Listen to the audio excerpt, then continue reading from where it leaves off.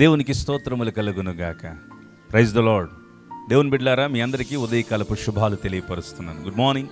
ప్రభు యొక్క కృపను బట్టి మరొక నూతన దినాన్ని దేవుడు మనందరికీ అనుగ్రహించాడు. మీ అందరూ కూడా మీ ఫోన్ కాల్స్ ద్వారా, మెసేజెస్ ద్వారా కూడా ఇదిగో మీ అవసరతలు తెలియపరుస్తున్న రీతిని బట్టి, అలాగనే మమ్మల్ని ప్రోత్సహిస్తున్న రీతిని బట్టి కూడా నేను ఎంతగానో ప్రభువుని స్తుతిస్తూ ఉన్నాను. ఖచ్చితంగా నిశ్చయంగా మీ అందరి కొరకు ప్రార్థన చేస్తున్నాను. దేవుడు మీ ప్రతి సమస్యను తీర్చి మీ జీవితంలో నూతన కార్యాలు జరిగించునుగాక. రండి, నేటి కాలపు దేవుని మాటను ధ్యానం చేసుకుందాం. అపోస్తుడైన పౌలు గారు రోమా సంఘానికి వ్రాసినటువంటి పత్రిక 4వ అధ్యాయము 17వ వచనాన్ని ధ్యానం చేసుకుందాం. అపోస్తుడైన పౌలు రోమీయులకు రాసిన పత్రిక 4వ అధ్యాయము 17వ వచనం.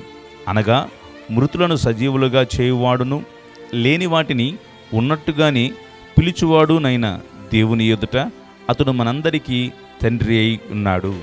ప్రియ దేవుని బిడ్డలారా, మన దేవుడు, మనం ఆరాధిస్తున్న క్రీస్తు యేసు ప్రభువు వారు మృతులను సజీవులనుగా చేయువాడు, లేని వాటిని ఉన్నట్టుగా పిలిచే దేవుడై ఉన్నాడు. ఎంత గొప్ప దేవుడు! మనము లేని వాటిని ఉన్నట్టుగా పిలవలేము, ఉన్న వాటినే ఉన్నట్టుగా పిలవగలము, కానీ లేని వాటిని గ్రహించలేము, ఊహించలేము. అలాగే మృతులను సహితము సజీవులనుగా చేయగలిగిన దేవుడు. మృతులు అనగా మీ పరిస్థితులను కూడా ఆయన లేవనెత్తగలిగిన దేవుడని ఇక్కడ జ్ఞాపకం చేసుకోండి. ఈయన సర్వశక్తిమంతుడైన దేవుడు. ఈయన మీద ఆధారపడినట్లయితే నిశ్చయముగా మీ జీవితాల్లో అద్భుత కార్యాలు దేవుడు చేస్తాడు. అద్భుత కార్యాలు మీరు చూచినట్లుగా, ఆశ్చర్య కార్యాలు మీరు అనుభవించినట్లుగా చేస్తాడు. మన దేవుడు మృతులను సహితము సజీవులనుగా లేవనెత్తగలిగిన దేవుడు. లేని వాటిని ఉన్నట్టు చేస్తాడు. నీ కంటికి కనబడకపోవచ్చు. అబ్రహాముకు ఆధారమే లేని రోజుల్లో గొప్ప సమూహంగా నేను చేస్తానని ఆ సమూహాన్ని దేవుడు చూచి అబ్రహాముతో వాగ్దానం చేశాడు. అప్పటికి అబ్రహాము వృద్ధుడైపోతున్నప్పటికీ కూడాను దేవుని మాటను నమ్మాడు. దేవుడు ఒక మాటను వాగ్దానాన్ని చేశాడు అంటే దాన్ని నెరవేర్చగలిగిన సమర్థుడై ఉన్నాడు. మనం చదివినట్లయితే యోహాను సువార్త 11వ అధ్యాయము 43వ వచనంలో మృతుడైన లాజరుని మనం అక్కడ చూస్తాం. అతడు అప్పటికి చనిపోయి 4 దినాలు అయిపోయింది. దుర్వాసన కొడుతూ ఉన్నాడు, చెడు వాసన వస్తూ ఉన్నాడు. అయినప్పటికీ కూడాను అతని సమాధి యొద్దకు యేసు ప్రభు వారు వెళ్ళారు. అతడు మృతుడైపోయాడు. అతనిలో జీవం లేదు, అతనిలో ప్రాణం లేదు. అతడు ఇంకా సజీవుల లెక్కలో కొట్టివేయబడ్డాడు. అతడు మృతుల లెక్కలోకి చేర్చబడ్డాడు, మృతుడైపోయాడు. దుర్వాసన కొడుతున్న సమాధి యొద్దకు యేసు ప్రభు వారు వెళ్ళి అతని దగ్గర యేసు ప్రభు వారు చేసిన అద్భుత కార్యం ఏంటంటే 43వ వచనాన్ని మనం చదివితే, లాజరు బయటకు రమ్మని ఆ చనిపోయిన వ్యక్తిని పిలిచారట. చనిపోయిన వ్యక్తితో ఎవరైనా మాట్లాడతారా? సమాధి చేయబడిన వ్యక్తితో ఎవరైనా మాట్లాడతారా? అతనిలో ప్రాణం లేదు. ప్రాణం ఉన్న వ్యక్తిని అయితే పిలుస్తాం. ఒక్కోసారి మనం హాస్పిటల్స్కి వెళ్ళినప్పటికీ కూడాను కోమాలో ఉన్న వ్యక్తిని పేరు పెట్టి పిలుస్తూ ఉంటాం. ఎందుకని? అతను ఇంకనూ కొంతనైనా ప్రాణంతో ఉన్నాడని. కానీ లాజరు ప్రాణంతో లేడు కదా. లాజరు చనిపోయి అప్పటికి 4 దినాలు అయిపోయింది కదా. అతని సమాధి చేయబడ్డాడు కదా. అతడు దుర్వాసన కొడుతున్నాడు కదా. అయినప్పటికీ మృతుడైన లాజరుని దేవుడు మాట్లాడుతూ పిలుస్తున్నాడు, లాజరు బయటికి రా.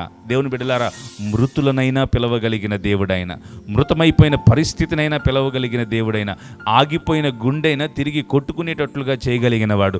నీ పరిస్థితిలో ఏది ఆగిపోయినా సరే, ఏది తగ్గిపోయినా సరే, ఏది నిన్ను విడిచి వెళ్ళిపోయినా సరే, నువ్వు పోగొట్టుకున్నవి తిరిగి సంపాదించుకోగలవు క్రీస్తు యేసు నామములో. కాబట్టి సంపాదించుకోవాలి అంటే క్రీస్తు యొద్దకు రావాలి. ఆయన మృతులను సజీవునిగా లేవనెత్తగలిగిన దేవుడు, లేనివి ఉన్నట్టుగా పిలిచి దేవుడు అయిన ఇంత గొప్ప దేవుని విడిచి ఎక్కడికి వెళ్తున్నారు? దేవుని మీద ఆధారపడండి. లేని వాటిని ఉన్నట్టుగా చేస్తాడు. నీ జీవితంలో ఏది లేదనుకుంటున్నావు, నీ జీవితంలో ఏది కాదనుకుంటున్నావు, నీ జీవితంలో ఏది రాదనుకుంటున్నావు, ఇక నా వలన కాదు అనుకుంటున్నావు, ఆ వాటన్నిటిని ప్రక్కన పెట్టి ఒక్కసారి దేవుని కోణంలో ఆలోచించు. అబ్రహాము పిల్లలు కలగరేమో అనుకున్నాడు, కానీ నిన్ను గొప్ప సమూహముగా చేస్తానని దేవుడు అబ్రహాము జీవితంలో వాగ్దానం చేశాడు. అబ్రహాము జీవితంలో వాగ్దానం చేసి నెరవేర్చిన దేవుడు, మృతుడైపోయి పాతి పెట్టబడిన లాజరుని తిరిగి పేరు పెట్టి పిలిచి సజీవునిగా మార్చిన దేవుడు నీ పరిస్థితిని కూడా సజీవంగా మారుస్తాడు. నిన్ను కూడా లేవనెత్తుతాడు, నిన్ను కూడా బలపరుస్తాడు. గనక రండి, తిరిగి ప్రభు యొద్దకు రండి. ఆయన మృతుడై ఉన్నప్పటికీ సజీవుడై ఉన్నవాడు, మృతులను సజీవులనుగా లేవనెత్తగలిగిన వాడు. కనుక ఇట్టి దేవుణ్ణి మనము కలిగి ఉందాం. దేవుని యందు బలపరచబడండి, దేవుని యందు విశ్వాసం ఉంచండి. ప్రభు మీ జీవితాల్లో నూతన కార్యాలు జరిగించును గాక. కలిసి రండి, నాతో కూడా కళ్ళు మూసుకున్నట్లయితే ప్రార్థన చేసుకుందాం. కృపామయుడా, సర్వోన్నతుడా, ఉన్నవి లేనట్టుగాను లేనివి ఉన్నట్టుగాను చేయగలిగిన దేవుడవు నీవే. మృతులను సజీవులనుగా పిలవగలిగిన లేవనెత్తగలిగిన దేవుడవు నీవే. ఇదిగో ఈ నీ ప్రియబిడ్డల్ని ఉదయకాల వేళ మీ చేతులకు అప్పచెబుతున్నాం. వారి జీవితంలో ఏది మృతమైపోయిన పరిస్థితి ఉందో, ఏ మృతమైపోయిన స్థితిగతుల్లో వాళ్ళు ఉన్నారు, తిరిగి లేవనెత్తమని ప్రార్థన చేస్తున్నాను.